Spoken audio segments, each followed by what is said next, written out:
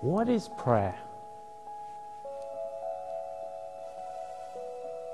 See, prayer is about communication with the creator of the universe, the one who spoke the world into existence, the one who flung the stars into the universe. It's a big deal.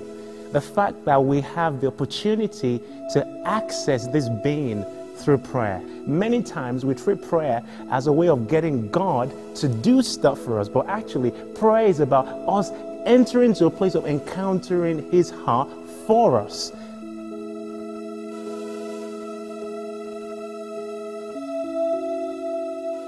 The relationships that mean the most to you right now in your life are relationships that you've invested time in. It's the same with prayer. With prayer, if you want to get to know God, you have to spend time with Him. He talks to you and you talk to Him, and there's time invested in that. The people who have walked the closest with God in history have been people who have had the deepest prayer lives. Think about Moses. Moses, the Bible says he spoke to God face to face as a man speaks to his friend. Think about Daniel. Think about some of the prophets like Ezekiel, Isaiah. In the New Testament, think about Paul the Apostle. These people had close relationships with God. The point is, there's nothing in the Bible that says you can't walk with God like Moses did. The difference is our connection with Him in prayer.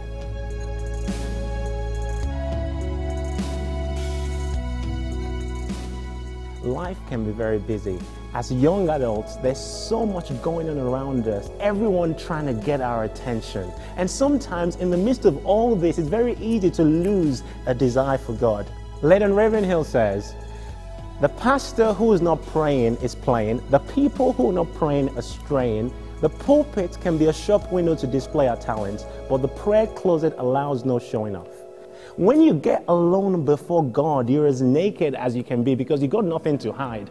And God is after the real you, not all the external props. And actually, the greatest battle we have to fight in trying to go deeper in prayer is trying to shut off the voices that want our attention. The voices and the distractions that are around us. And actually, if you read through the Gospels, you find that Jesus, the Son of God in human form, spent a lot of time in prayer. If the Son of God had to spend that amount of time in prayer, how much more do we?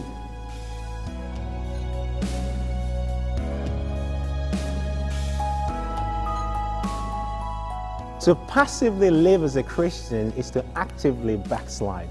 See, the enemy is aggressive towards us in making sure our prayer lives are non-existent and our walk with God is shallow. So if you really want to have a strong prayer life, you have to be intentional about it. Here are a few things I believe will help you in your prayer life. 1, ask God for help. See, it takes God to love God. And there are many times when we actually need to start from a place of saying, God, I'm sorry for not making you first place in my life. 2, make it daily. See, you'll pray 10 times more this year if you schedule it in your diary as opposed to if you don't. 3, use the Bible. The Bible is so rich with prayers, words from God that actually can be used in our language in communication with Him. 4, surround yourself with inspiration. Surround yourself with teachings, with music, with people that stir your heart for God.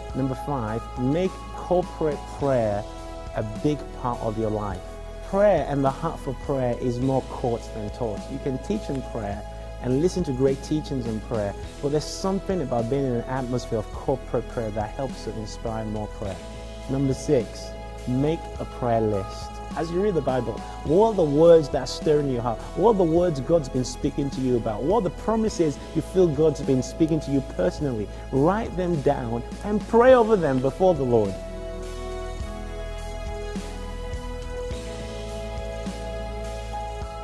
Do you want to grow in prayer? Do you want to walk with God? Prayer is the joy of my life. I want to be a man of prayer. But that's not to say prayer is always easy. I've set my heart to pray, whether I feel like it or not. Why not take some time after this video to pray?